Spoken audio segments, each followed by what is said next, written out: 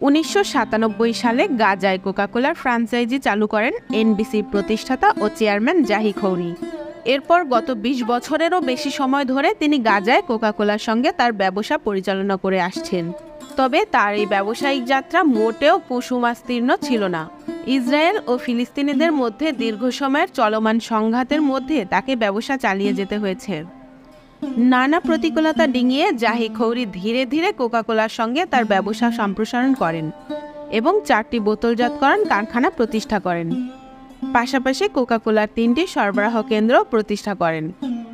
কূটনৈতিক সংস্থা middle east কোয়ার্টেটর প্রধান কিটো ডি বোয়ের বলেন, গাজায় তার প্রভাব বর্ণনা করা কঠিন। একটি যুদ্ধ বিধ্বস্ত জনপদে কারখানা চালু রাখা ও ব্যবসা পরিচালনা করা সহজ নয়। গাজায় হামলার প্রতিবাদে কোকাকোলা বাদ দিল তুরস্কের পার্লামেন্ট। কোকাকোলার মতো একটি বৈশ্বিক কোম্পানির কর্পোরেট অংশী